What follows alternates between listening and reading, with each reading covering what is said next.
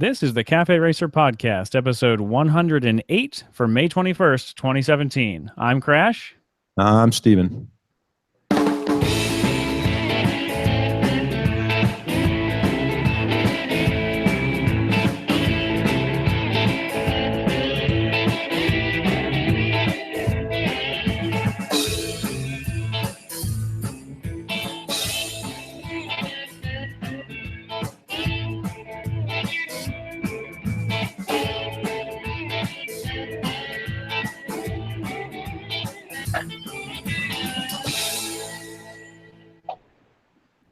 Why is it every time you do that, you got to hold your finger on the record and drag the record? It just sounds like that. It doesn't sound like that on the recording, but it does sound like that for everyone listening live. And sometimes I think maybe I'll just make eye contact for the camera for the entire 30 seconds and just creep everyone out. Right. You just stare at it like that. Stare intently at the camera. Anyway, so we have ourselves a guest this evening. Yeah, we got the random roving reporter, Dana R. Johnson. And if you get that reference, email me. I don't even get that reference. Well, you'll have to think about it for a while, but yeah. So Dana's on because, and Dana's a friend of mine. She's down here in South Florida with me, and Dana's a rider, and I'll just give you a little bit of background on her. Dana's a serious rider. She's got 5 motorcycles. So she always no smiles, just always riding always really serious. Yeah, she never jokes around or anything like that. We are motorcycling today. Right. Exactly. No talking. The speed limit will not be exceeded. You cannot do it. That's not her. She kind of tends to do this on a regular basis, but she's got a bunch of cool bikes, and some of them are getting close to vintage, depending on how many years you look at. But she has well, go ahead, Dana. Tell us tell us how you got started in motorcycling, like when you started, the first bike you ever bought, and then why you picked the bikes that you have and what you got. Well, I started, my first introduction to wanting a motorcycle was in 1997 at Daytona. I saw the CBR 1100 Blackbird by Honda, and it kind of screamed everything that a girl shouldn't want, and therefore I wanted it. Now, prior to that, were you a fan of motorcycle racing before owning a bike? I would go to Daytona and watch the races, but I really didn't understand everything. And then once I started to ride, I understood a lot better. Okay, so the Blackbird that you bought first, you ended up selling that, right? You don't have that original Blackbird, right? So your first ever motorcycle was a CBR 1100 Blackbird. That's correct. Right. So dangerous. You warm up with like a little 125 or a scooter or a dirt bike. You went right for the Blackbird. Yes, I did. When I see something, I usually figure out a way to be able to do it. And determination is pretty much the key. So I've seen pictures of your original Blackbird, and it had Corbin bags on it. Did you buy it like that, or did you end up adding all that to it? No, all that was added. That was added. My father was my father's the one that bought me my Blackbird for Christmas. And when he realized what he purchased for me, he was a little bit frightened for my safety. And I told him, I said, I'm your daughter, and if you really want to spend more money, you can call this person. You can order me a set of Beetle bags and a Corbin smuggler seat for it. Nice. Yeah, that was a killer bike. So what do you have now? What are the bikes you've got now? Currently, I have a 2004 CBR Nikki Hayden Edition RC51. Okay. So yeah. The Repsol paint scheme, or no? It's got the duck on it, right, Dana? What is that? Not a duck. It's a Roadrunner. So there's a Roadrunner on it. A duck. Wrong reference. Wrong V-twin. It's not in the livery of the race bike. It's a special edition for Nikki, the tank. Oh. Right. And I'm looking it up now. It's a very cool bike. Okay, and what else? I have a 2012 KTM RC1190, or RC8 1190. I have a 2002 Aprilia Mille R. I have a 2013 Triumph Tiger 800, And then, of course, I had to go back and get a 1999 Blackbird. So you came full circle. You went back and got the Blackbird again. That I did.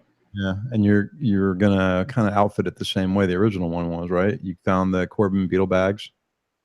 Yeah, I managed to put a little post on a forum and ask for some gentlemen to give up some of their parts. And within about 45 minutes, I received some emails, and I now have a pair of beetle bags and a Corbin Smuggler that I just have to get painted. Nice. Okay. The bike's black, right? Yes, yeah. It is. Back to black. I know that, like, there's a lot of people that'll say, well, I've got this bike and I've got that bike, and they'll like ride to the, bar at night. But you actually have done some pretty long distance rides, right? Yes. When you got your Blackbird, you rode it to California, didn't you? Yes, I did. It was 6 months after learning how to ride. Yeah. And then from Florida. Yeah. That's pretty hardcore. And I know you rode was that all interstate, or did you do some like side roads? It was mostly interstate. Again, being a new rider, I didn't know a whole lot about riding, and this was a trip I made by myself, and just myself and a CD player and a bunch of CDs, and cross country I went. That's funny. Wow, a CD player. So like it would, and not even like an iPhone with, you had like a CD player. Are we talking like a little Walkman, like like Discman, like a Sony Discman or something? Right. Nice. In a fanny pack. As long as you got that like good anti-skip, you're probably fine. And then you rode the Melee to Indianapolis, didn't you? Yes, I did, for MotoGP in 2009. And since owning bikes, you've turned into a pretty big race fan, right? Absolutely. Absolutely, yeah. So tell us, I know that you've got another trip kind of in the works plan. What's the next big adventure going to be? Well, I've never ridden a dirt bike before, and Colin Edwards is kind of one of my other MotoGP heroes. So in November, I'm going to Texas to the Texas Tornado Boot Camp, and I'm going to learn how to ride a dirt bike with Colin Edwards. And then he after teaches that, a dirt bike school? Yeah. Oh yeah, he does. It's actually really cool. It's a dirt bike school that teaches you better, like the corner speed school. It's almost like I think there's some like dirt track riding in it as well, right? Oh. Yes. Yeah. So it's a lot of basics and essentials on a small displacement dirt bike. And you're doing that's this really interesting. Gearing up for another big ride, right? I'm trying to think what else. Well, what's the reason you got the Tiger? Oh, well, yeah. Well, there is that. Eventually, I want to take a year off and just travel cross country and go places and see things, and just take a year off and ride. That sounds very specific. I like it. I'm gonna go places and see things. Just ride around for a year. Don't really know where it's going to take me. I'm envious of that, because really that is the ultimate road trip. It's not having a calendar, not having a place you got to be. If you want to stay someplace a week because you really like it a lot, that's like the best way to travel in my mind, where I don't have to be back by a certain date. Or if you feel like, I'm done, I've done 3 or 4 months, and I saw some stuff I wanted to see, I want to go home, and you go home. But that's going to be a cool trip. We'll kind of follow along with you on the prep, so you come back and talk to us how gear prep's going, and how it's going to turn out. So the other reason we have Dana on is because she got to go to an event this weekend that I couldn't attend because I was at the grand opening of the Ace Cafe in Orlando. Yeah. Rub it in. Yeah, that actually opened. But Dana got to go to an event that's pretty cool for the cafe and vintage crowd, and she got to do something kind of exclusive at the event. But so tell us about where you went this weekend.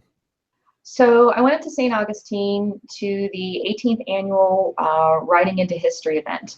It's held at the World Village of Golf. It's a really nice facility. And when you ride in there 30 miles an hour on the RC51 and rumbling through a golfing community. And pissed a lot of people off, didn't you?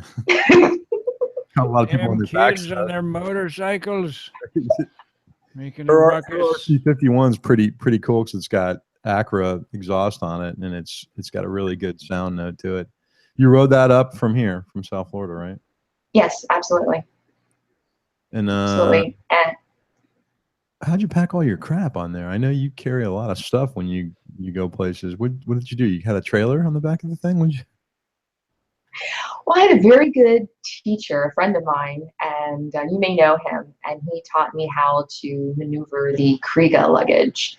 So I've become quite the Kriega mistress of packing.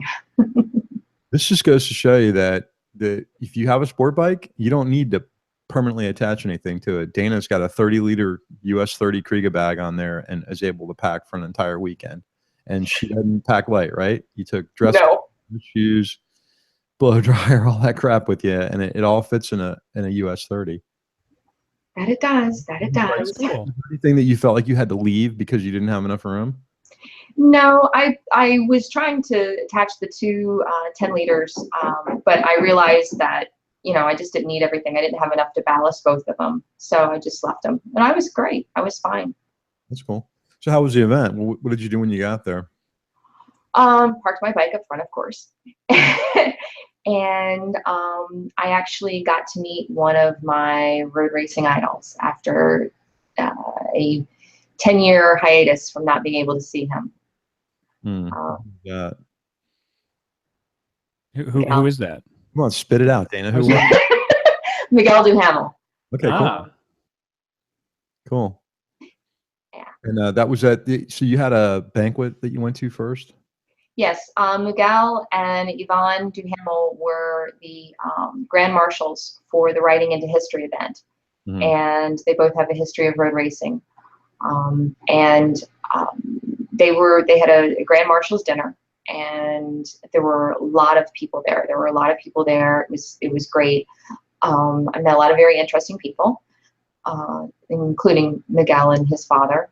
There was a gentleman, Keith Kaiser, who was there. He was originally the executive director or senior director rather, of AMA Pro Racing, and now he is in charge of the Antique Motorcycle Club, which is an organization for vintage bikes. They have like 10,000 members, and they're for the restoration, the preservation of vintage motorcycles.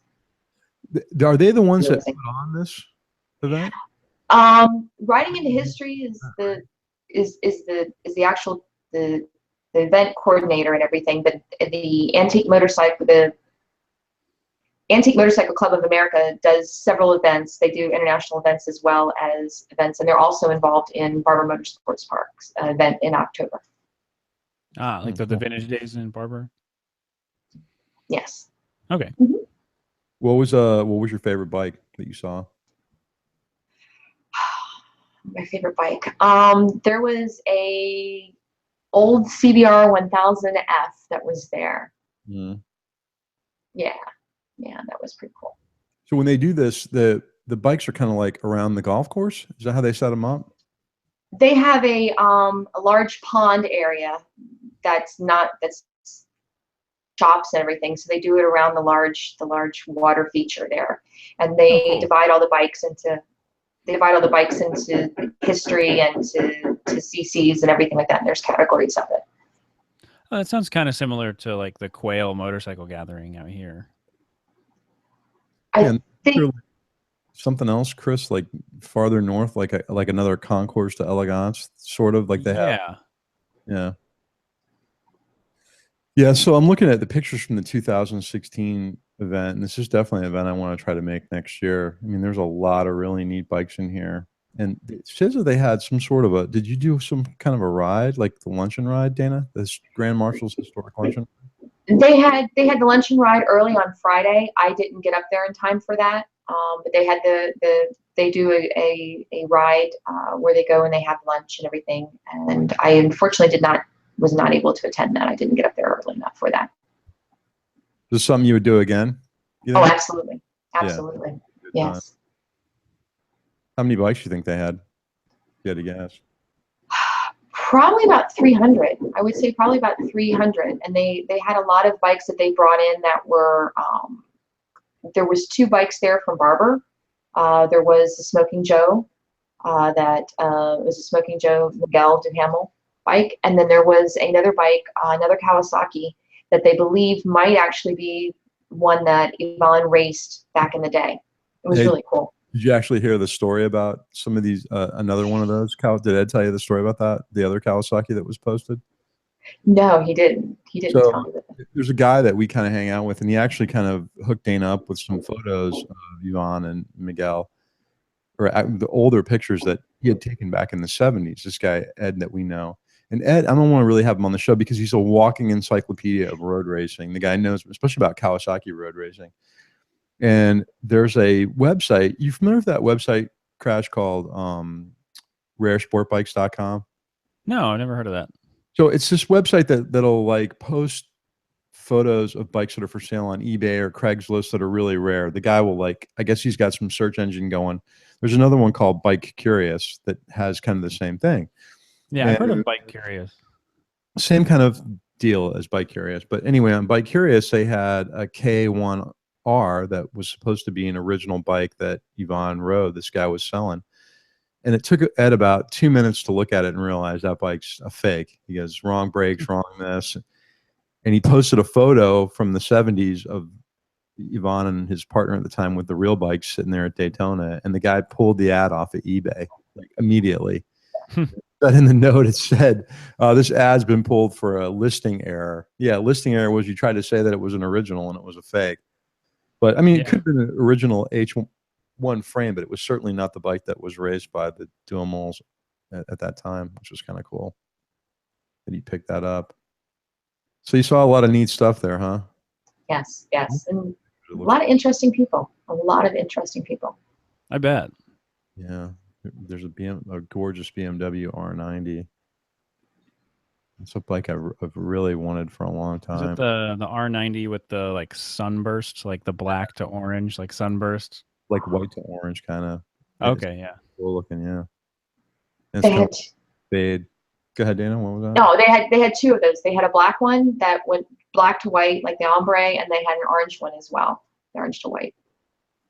What kind of events did they have at night? That aren't familiar with hair colors. Ombre is when hair goes from a dark to a light or a light to a dark.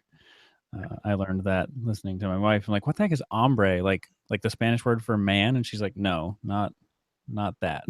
I never knew that either. You learn something new every day. Yeah, like you see like younger people with like, you know, like bright blue to white hair or something like that's ombre. So this right here, this is ombre. This like to brown that I got. It's more like salt and pepper.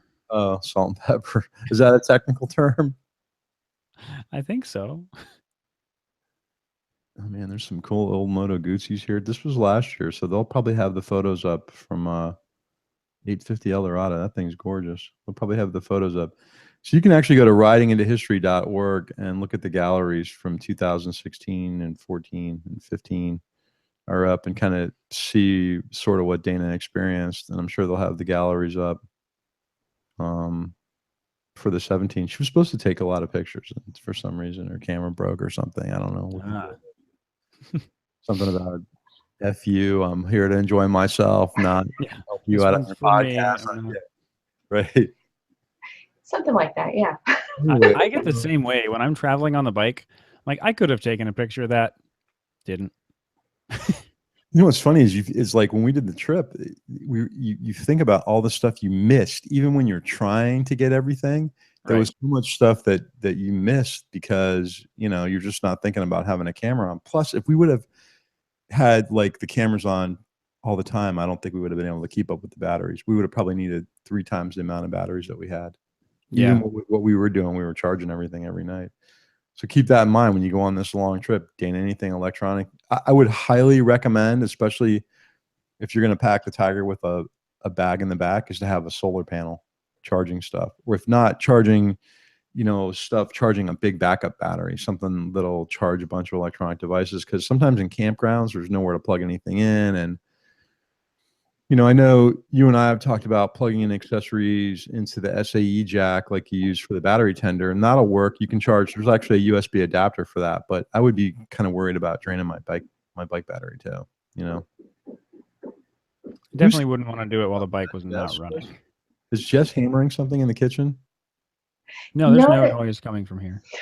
That's actually my neighbors who don't know what time it is. Nice. Yeah, it's like 9:30. Go out there and scream at them. Say it's almost 10 o'clock. What are you doing? Well, I've done that prior. Okay. So before you get into like your happy story, we'll make this like a sad sandwich. I'll tell my little sob story for the weekend, and then you can tell your happy story. Really got to listen to this again. All right, go ahead. So, last week we talked a little bit about how I'm trying to return my bike, the Bonneville, to like stock handlebar foot peg situation. And the brake line is not long enough. So I ordered one, and it was supposed to be here 4 or 5 days ago. Didn't show up. And I have like no tracking information. The tracking number I have doesn't say anything. Like it's a DHL tracking number that's also like where DHL hands it off to to the postal service. Mm-hmm. The postal service is like, I don't know, DHL has it. And DHL is like, what tracking number? So I have no idea. I'm literally waiting on the fittings that go on the end of the brake lines. That's it. 2 little freaking fittings. And so I just ordered more from a different company, but I'm still going to be waiting a week. So the Bonneville is utterly useless. I mean, well, plenty of people ride around without a front brake. I'm not going to be one of them. So the Bonneville is effectively useless. Jess and I got some parts for her bike that we thought, oh, we'll just go replace this seal on the oil filter cover. It'll be great. We put it all back together today, and the stud that the oil filter cover gets mounted onto just snapped. I wasn't putting hardly any pressure on it, just tightening it down. And the third time you've broke a bolt on that bike saying that you weren't putting any pressure on it? Yes. Are you sure that like these torque settings aren't inch pounds and you're just cranking away? I wasn't even using a torque wrench on this thing. I just had a regular ratchet, one-handed, like snap. It's an old bike. I mean, like, I'm not super upset that it broke, but that's funny. Seriously, Dana, this is like 10 o'clock at night, and your moronic neighbors, what are they, putting pictures up or something, or cutting up a body? What's going on? I'm going to be the one cutting up a body soon. You know these people? Like, friends with them or something? No. They're just neighbors that have moved, and they've been fined twice for noise. Nice. Yeah. So attack dogs over there, for God's sakes. Don't you have big attack dogs? Like, I'm the biggest attack dog. All right. Do you have their phone number? I'll call them on the air or live and say, hey, we're recording here and you're messing up the thing. Well, we started right before we started recording, and I thought I need to call the Palm Beach County Sheriff and have him come out again. What's the ordinance there where you live? What time? 7 o'clock. 7 o'clock? That's early. 7 o'clock. Oh my God, most places it's like 10 or 11. Yeah, like that's early. They expect like a lot of old people in the area that are like, no, I got to get my sleep. Got to go to bed at 7. 7 o'clock, really late. Yeah. Wow. Well, that sucks, Crash. I'm sorry. Yeah, fortunately, they aren't studs that have to be like inserted from the back. They just thread in and get stuck. So I ordered a new stud and a new nut, and they'll probably be here in like a week. But it just means that I haven't ridden my motorcycle in 2 weeks. Jess hasn't ridden her motorcycle in a few weeks. I know how that feels. I had almost a month. Nobody's riding any motorcycles right now until both of those things are fixed. Dana and I today too. So she rode back from St. Augustine at 4 o'clock this morning, and we met at the gas station and went to lunch. So she rode early. Yeah. Well, you missed the traffic, right, Dana? Yes. Yeah. And you were doing a little excessive. We won't talk about the fact that you were doing triple movements on the way back. So you can't be charged. That's fun though. Right. All right. So before I talk about what a great time I had at the Ace Cafe, a piece of equipment came in that me and you talked about a while ago that never showed up, and I thought I was going to get screwed on it. But prior to the first Ride Up the Divide trip, I got involved in a Kickstarter for a product called the NAR box. Oh yeah, Kickstarters. The vaporware capital of the world. Yeah, and Narbox was going to send us one early for the trip, and that never happened. So what's a Narbox again? All right, so this is what it is, what it looks like, and for those of you that are just listening on the podcast, you can go to narbox.com, which is GNARBOX.com. It's the boringest looking device ever. It is. It's very boring. It's very, very boring, but it's got these cool little doors that open up over here. And what this thing allows you to do is connect into via Wi-Fi a digital camera or your phone, or you can put SD and micro SD cards directly in it, or USB connections, including USB 3. Huh. Download either photos or video off of your device, whatever device you have, including like the footage from a drone. It'll store up to 128 gigs of full resolution. You can edit on this, full editing, because what it does is it connects to your phone via Wi-Fi. So there's an app on your phone that's got a really decent editing app for video and photos. And then from the phone, if you have a Wi-Fi connection outside of this, you can post it anywhere. Or so the ultimate thing for a travel person who's traveling would be to have this in like a 1 terabyte rugged drive. So they could download any footage that they're shooting, whether it's video or stills, including audio. I've even tried it with the 60D audio recorder, and it'll take an audio file. So you can back up onto this, then back up onto an external drive, edit from this on your phone, save that edited video onto your external drive, or upload it to the cloud, or use it on a social media site. Very, very effective. I tested it out with some video that I shot at the Ace. And I would say if you're doing any type of motorcycle travel and you're taking photos and video, this is the way to go to back it up. Even like if you have a GoPro mounted on the bike. So real quick, just to make sure I understand what's going on. You have a device that has video or audio on it. You can plug that device or card into the NAR box, and the NAR box connects to your phone via Wi-Fi, and you can play with the files and do things from there. Exactly. You can edit the video, and they're really good about having, actually, when you get this, there's a few tutorial videos preloaded on it and some practice video. So as soon as you get it, you can download the app on your phone. It's funny because the box, let me see if I can show you. Like the setup instructions for this thing are like these 3 steps right here.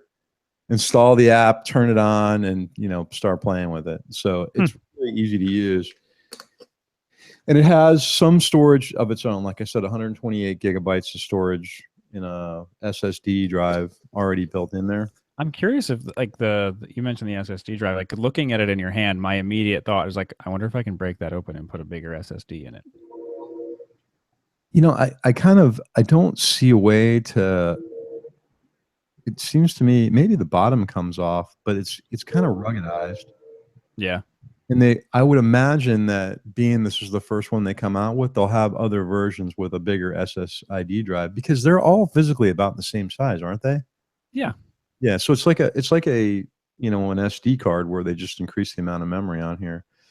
Right now, this is all that they're currently offering. I know they're talking about some other stuff, but so far it works really good. I would recommend it. And that there was already an update for the app to increase some functionality on it, but the editing is really easy to do. Everything's kind of ruggedized and waterproof. There's seals on all these doors, kind of, so when they close, it's all waterproof. And with an SSID drive, you're less likely to have a problem from vibration. If that's probably the next. I have like a 1 terabyte ruggedized drive, but it's a conventional hard drive. I think for the next trip I go on, I'll end up getting something solid state. I don't know, what's the biggest they make now? Is it a 0.5 terabyte in solid state? No, you can get up to like 2, I think. Wow. Okay, cool. Like I have a 500 gigabyte SSD just in a drawer in here that's not even installed in anything. See, I thought they were like ridiculous price when they got to that size, or they've come down now. Yeah, I mean this is a 500 gigabyte. I'm pretty sure it's a 500 gigabyte. Yeah. This thing was probably like $150 or something like that. That's pretty cool. I know they have them ruggedized too, so it's probably. Yeah, this was what was in my old laptop. Are you kind of following along with what we're talking about here, Dana? She's like, I thought this was a motorcycle podcast, not a tech podcast. What the hell is going on here? Right. She's like giving the evil eye. Like, I thought you were going to talk about motorcycles, not this bullshit. All right. So let's talk about what I did. So, okay. I got the VIP invite for the party at the Ace Cafe Thursday night. and it was really cool. The place is really nice. So again, all you naysayers out there that said it wasn't going to open, it's open. It's open to the public.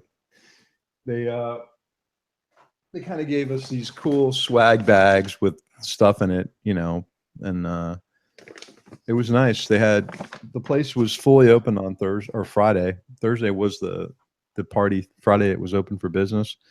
Saturday they had a car show, and they're cranking along. But cool.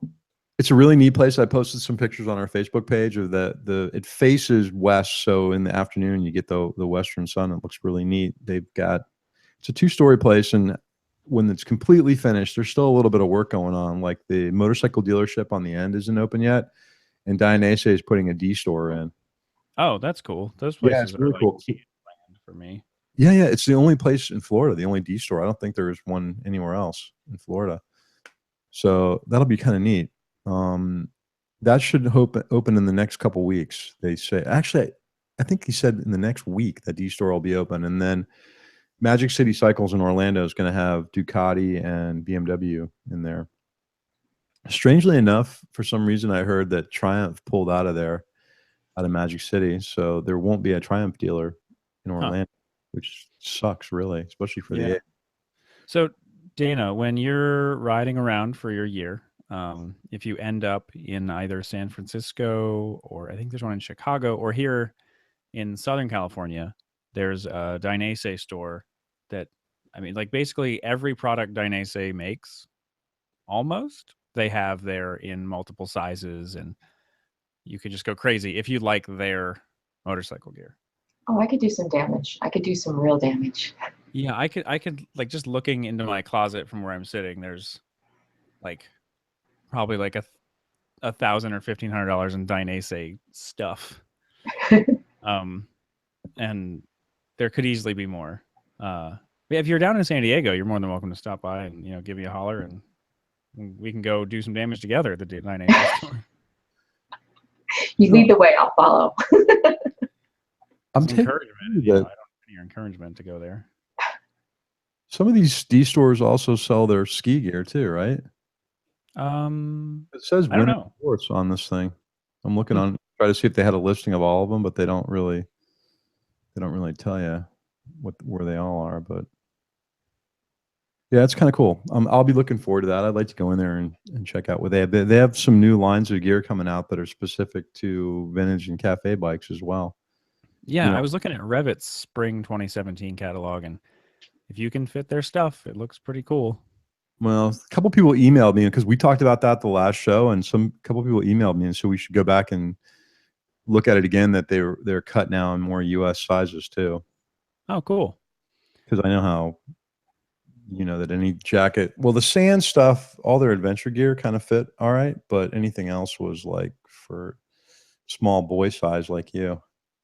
Yeah, you mentioned that, but like even the size 48 Revit jacket that I have is getting tight on you. No, it's too big.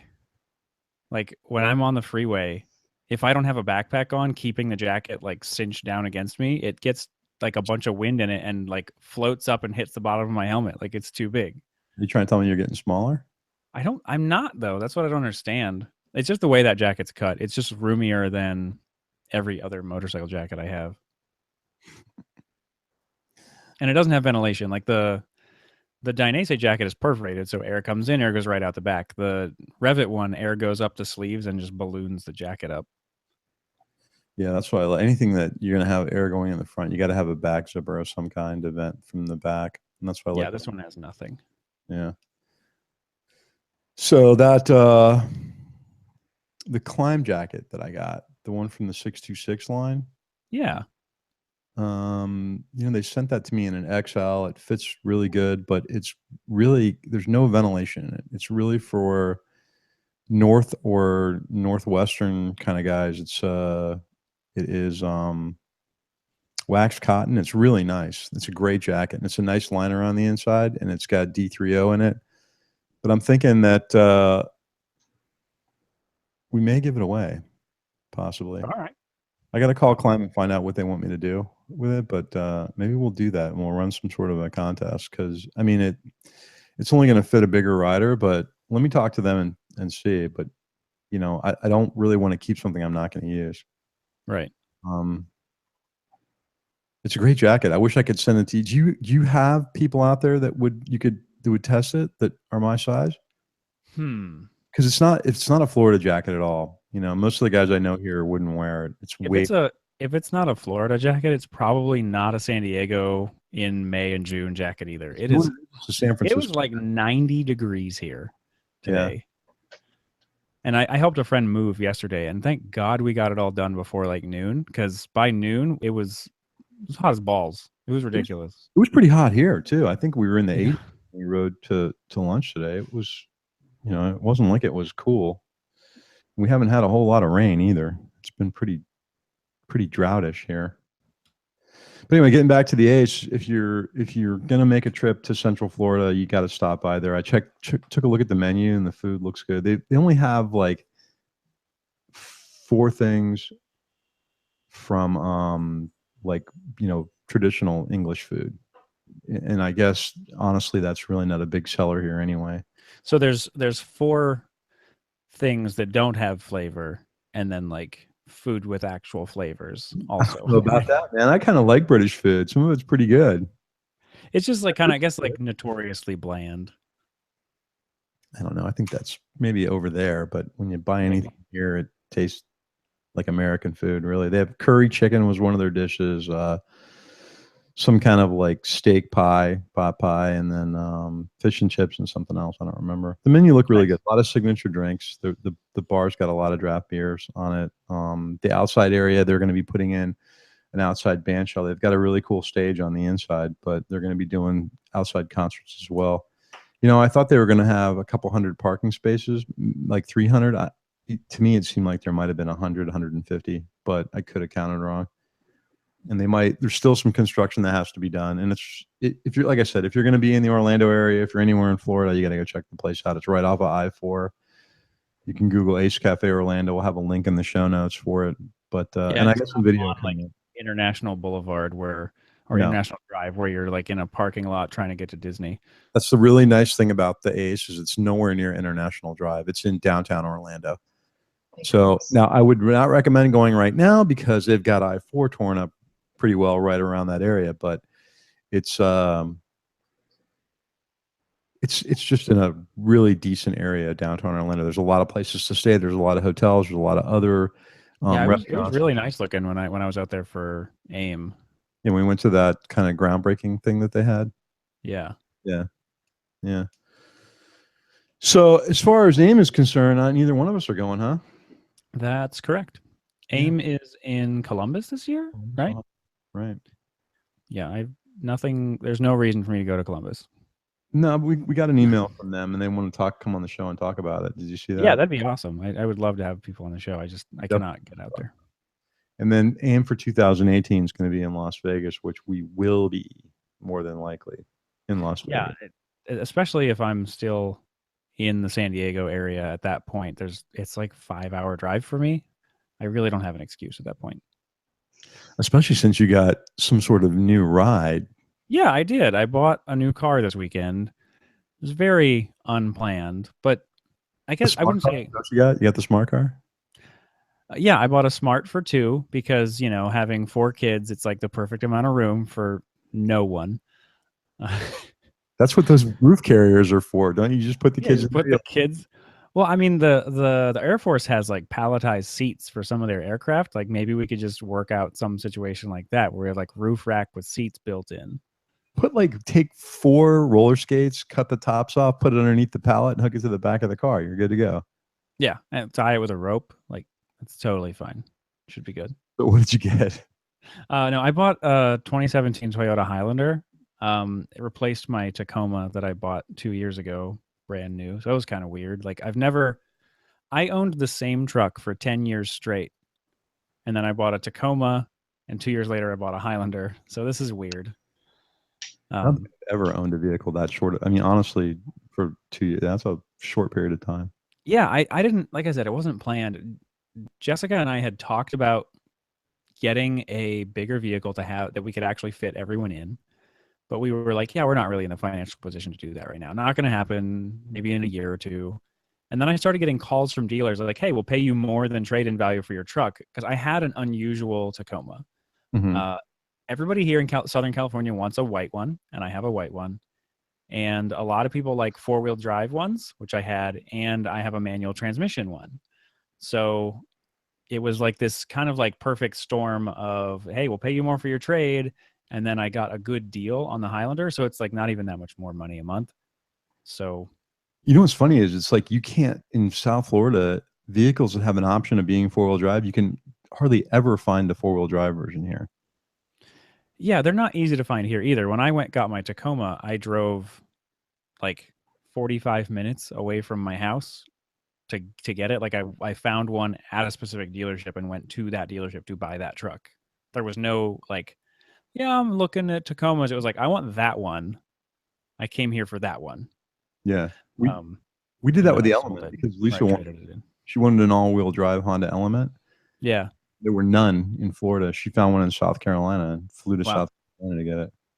Our Highlander's all-wheel drive, which is kind of surprising to me. Like it was just totally. I didn't want all-wheel drive specifically. It just the one that we found had almost everything we wanted and happened to be all-wheel drive. Yeah, it's good for travel though, especially if you find yourself. I mean, what if you get moved someplace where there's like a back Right. corner, you know? I mean, we have a family that has a cabin up near Big Bear, which and their driveway is like you're going up this twisty mountain road, and then the driveway is basically like, okay, drive down this cliff, this straight like steep cliff to the house. That's the way it is in North Carolina too. It's crazy. All these driveways Yeah. for trying to get a motorcycle down one of these things. Yeah. Yeah. We got Jess's car stuck down the driveway once and had to put chains on it to get it back up out. Where is Jess? How come she's not on with us? She didn't really see much of a point. Like she's out in the living room. We didn't have like a whole lot to talk about that would involve her. She would have just sat here like glazed over, like what motorcycles in Florida? I don't get it. She hasn't ridden anything because her bike doesn't work. We were so close. We had it on the calendar for Monday. She was going to take time to ride her bike, and I was going to watch the kids. But now her bike is derelict yet again. That sucks. That's the reason you always need more than one. What was that, Dana? I said that's the reason why you need more than one. Both of them are down. It's crap. Well, Dana just keeps buying motorcycles. She was going to bid on something else at this. I wonder if the brake line off the GS 500 will fit on the Bonneville, because then I could at least ride something. What? You haven't thought of that yet? I thought you would have cobbled that in from the beginning. Yeah, I didn't think about it until just now. Yeah, well, speaking of four-wheel drive vehicles, Dana, when we left lunch today, did you happen to see that blue Jeep in the parking lot at Staples? No. There was this built blue Jeep. You know how they have Rubicon on the side of the Jeeps, Crash? Yeah. This one said Rub and Tug on the side. Instead of Rubicon. I thought Dana might have caught that. She drove by it first before I did. And we were using two different comm systems today. I had the Cardo installed, so I tried to pair it with our helmet at lunch, couldn't. But yeah, yeah, it was funny. Rub and tug. I tried to make the joke to Jess when we bought the Highlander that there can be only one, and she's like, "What? I don't get it." I was like, "You haven't seen the Highlander?" No. Okay.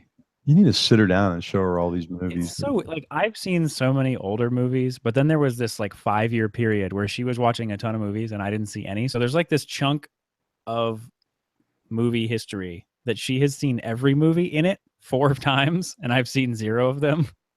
But anything, from like the 90s, if it's not like a kid's movie, I've probably seen a few times and she hasn't. I'm like, I did a Caddyshack reference at work the other day, and I even forgot what it was, but it was about night putting.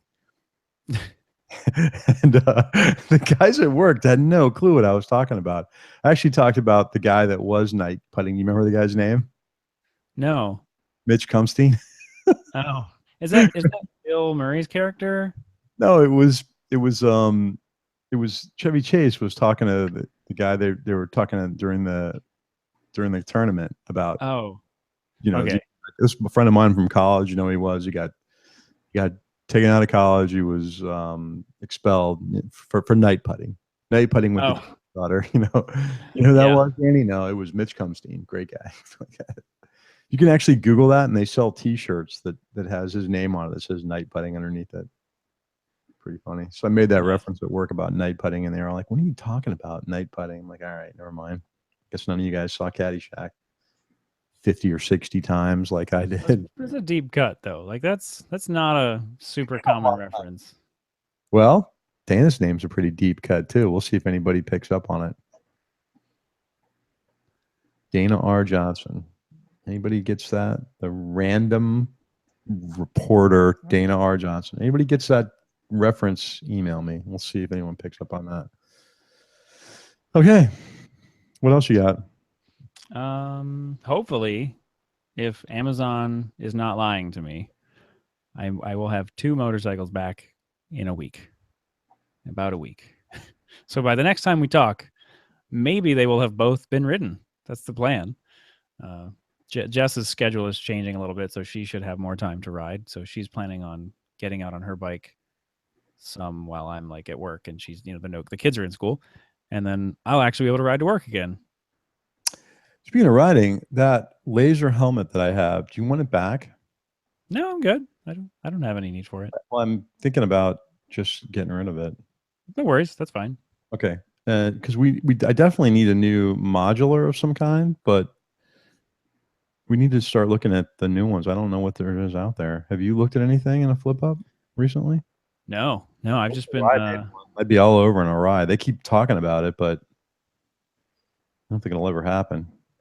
Yeah, the Schuberth is kind of like the pinnacle, I think, of flip up helmets at the moment. But one of the guys we rode, Dana and I did the MSTA ride last weekend, and one of the guys in the club had the new E1 that they were supposed to send us to test, which I'm going to call Schuberth this week. They keep going through marketing people like it's unbelievable how many they've gone through. But I'm going to see if they'll send us an E1. He liked it, but he took the visor off of it, and honestly, that helmet, from everything I've read, is really not made for off-road use. Even though the E1 is the adventure, the ADV one that had the okay, the dirt bike peak. Yeah, and TourTech made a version of it as well, which they changed the front a little bit. But every report I read about anybody who's taken it off road, so the dust got to it, and the mechanism because on the Schuberth helmets, one thing about them is when you flip them up, the screen kind of goes down, closes, everything's kind of automatic on it. And they said that there was an issue with dust getting into the mechanism and causing the thing to jam up. That was like one of the things halfway through the last trip I took on the next helmets. I took the thing completely apart to clean it because there was so much dirt and dust in it, and nothing affects that drop down shield on that thing. It's pretty simple. So either way, I don't think I'd use it for off-road. I'm pretty happy with what I have, but I would like to have something for touring. So I'm going to see if they'll send us one so we can check it out and see what it's like. Yeah, I've been alternating between my Shark helmet and my Next helmet when I've been riding. The Shark, I really like it. It's incredibly comfortable. It's just that the liner doesn't want to stay in all that well up at the very top edge. Like it starts to kind of like drop down. It doesn't look bad. Is it glued in there, or is it like a Velcro, or just a compression attachment inside? It's just like friction. Like it's one of those, like, the removable liner that you could just wash, and it's just held in there by hopes and dreams, really. So so it's just starting to wear out. I've had it for a little while, and I wear it. It's the helmet I've worn the most. Right. The Climb helmet that I have, I've been wearing a lot too, but today I wore the Next. But the Climb helmet's really nice. It's super comfortable. And it's the one that's got the Cena system, like the 10U built into it. Oh, yeah. Yeah. The only thing about that is, and I'm kind of, the more time I spend working and playing with comms, the more I realize how critical the speaker placement is. That if you're off a quarter of an inch, sometimes you won't hear something. And here Dana's laughing because so you know what? Dana's got a really great story about a helmet. Tell him about your adventure with the new helmet and the guys asking you to ride with them. Well, I'm an Arai girl, and I have a off-road helmet for the Tiger. It's a DX4, it's Detour, limited edition, all this kind of stuff. And I decided to test out the comms because the gentleman who I buy from installed them for me. I was having problems hearing the music in the helmet that I installed. So I'm headed off to work on a Saturday on my Blackbird with the off-road helmet on, being all cool and everything. And there were a bunch of other sport bike riders at a gas station at the corner. And I pull up, you know, stoplight, and they come out of the gas station and chase after me. And they like, come on, play with us. And I'm like, no, I got to go to work. And like, come on. I'm like, well, you know, I do have to test this helmet out to speed and everything. So as we go through the traffic light and go to make the U-turn, of course, I have the shield up on this helmet. And I'm like, well, we're going to get to speed, so I need to put the shield down. Flip the shield down, sticker right on the shield. Oh. Still on the shield.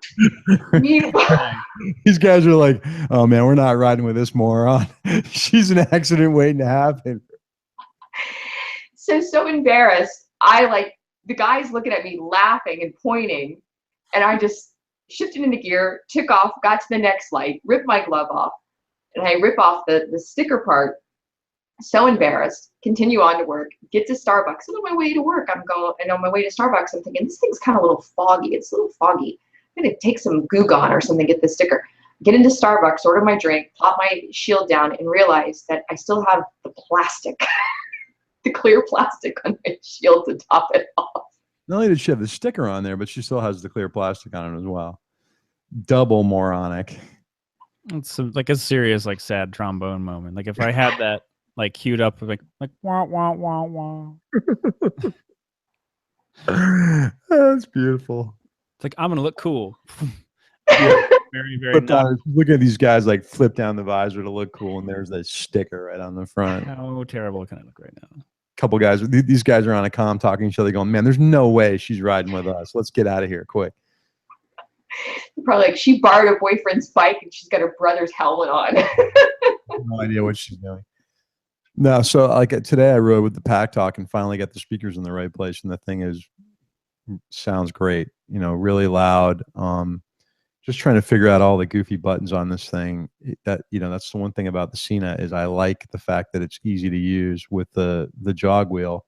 You just have to remember that these all have different functions. That's one kind of challenge with Cardo that I had in the past, but the unit's great. Now, the one thing we haven't been able to test out is the DMC, because they only sent me 2 units. So I'm trying to get a 3rd unit. Next time we do a ride with MSTA, I want to hook them up to see how the DMC works. I tried, they say that you can pair these with any other unit, same with Sena, but tried to pair it with Dana's SMH10 and it didn't work, and kind of did a little bit of Googling and found that there's a setting in the SMH10 that has to be set called like universal comm, and there's a setting in here that has to be set. So I'll figure that out later on. But at some point we'll talk about a full comparison between the two of these, and maybe if we get our hands on a 30K, we can see how that works too.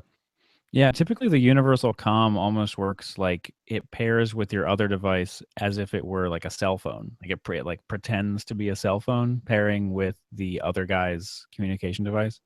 Well, does like her device have to be set as a universal comm, or just this? I'm not sure. Yeah, I think it's just the one. I think you just need one of the two to be set that way. Sena's instructions are very detailed, but also very confusing.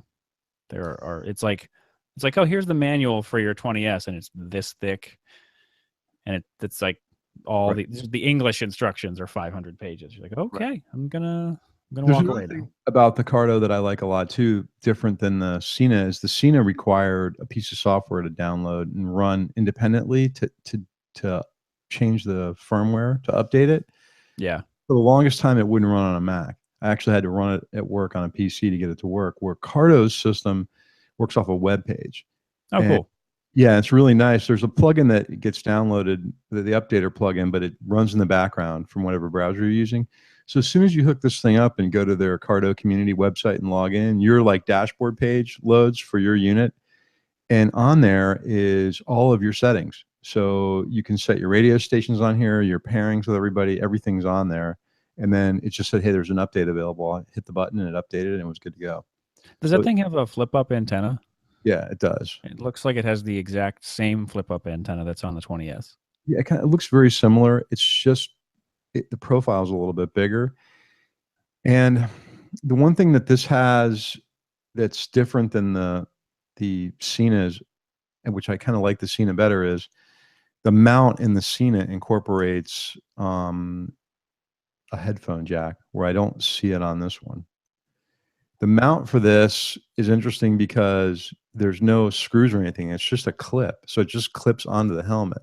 Now they make a sticker mount as well too for those helmets where you don't have a way to put the clip in. Yeah, I have the sticker mount on, I think, both of my helmets now. Yeah, I ran it on the next helmet as well.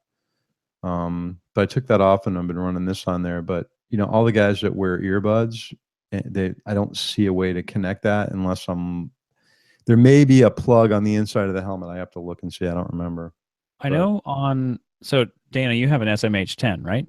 Yes, I do. So I know the SMH10 has two different bases. You can either get a speaker base or a headphone base. Maybe the Pack Talk or something like that. Bases, Dana. So if you want the headphone base, I'll give it to you, because I don't use an SMH10 anymore. But you don't use earbuds, though, right? No, I don't like them. It hurts my ears. I prefer the speakers.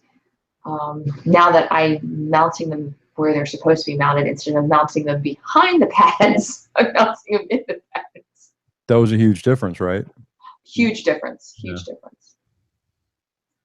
It's like it's not even that. Just like I said, a quarter of an inch difference on where they're placed, you'll hear a huge difference. Like I thought these things, the speakers for these, were really low quality until I got them in the right spot. And this has the automatic adjustment for volume too. So as your speed increases, the volume goes higher. And the volume is really easy to change. But they were loud. It sounded great. I'll have to look on here and see. I just started to use this thing, so it's kind of new to me.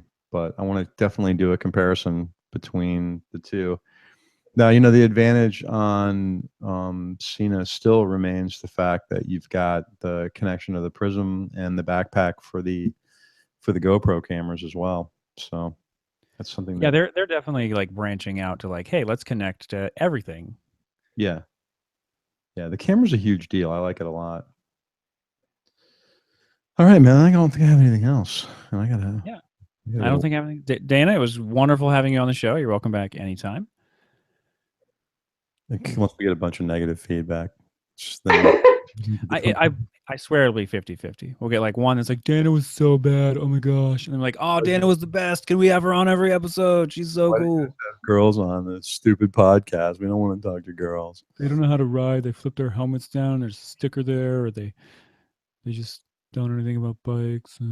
Girls are so dumb. If we get bad feedback on you, we're going to send you over to Wheel Nerds, and you can be a guest with Chuck and Todd over there. They have a lot of success with female guests. So, you know, harass them completely. That's I'm used to that. It's a hostile work environment. It's really fun listening to them have a female vendor on from a manufacturer, because they don't like know how to take them, you know. No. And, they're like all upset and everything. But anyway, that's all. Thanks to everybody that supports us on Patreon. You can do that at patreon.com/CafeRacerPodcast. You can find us at CafeRacerPodcast.com or on any social media if you just look for Cafe Racer Podcast. If you like us, give us a review on iTunes. It helps us out. If you don't like us, give us a review on iTunes. It helps us out. You can send us an email at feedback@CafeRacer.com. And we have CafeRacerPodcast.com. Podcast.com. I don't even know anymore. And we have a phone number as well, which it's not 867-5309, although you can dial that to your heart's content. I thought it was. No, it's a different number. You got to add the phone number to your signature in your emails. I could do that. I should do that. I should tell you what it is, but hold on. I'm like trying real hard to stall so that he can find the phone number, and now we're floundering. Really bad about that, but it's 561-285-7190. You want to call and leave us a message, chat with us? We do have people call and leave us some messages. And one of our listeners sent me a phone message the other day that he took off on his FJR for 6 days in a 2,500-mile trip. So we're going to get a report on that. I think that was TC out of Seattle. Nice. And hopefully Spencer got to go to the Overland Expo, so maybe we'll have him on too to talk about that. Yeah. Get to go. This is his first return to Overland Expo since Snowverland Expo, where there was nothing to do except for freeze your ass off. Did you see he's on a new bike too? Oh, cool. Yeah, KTM Twins sent him a 690 and said, take anything that you want out of our catalog and do it up. And that bike is killer looking. So if you want to check out what he's doing, check out thegeardude.com. He's all over the place like we are. That's all I got, man. All right. Well, get out and ride. See ya.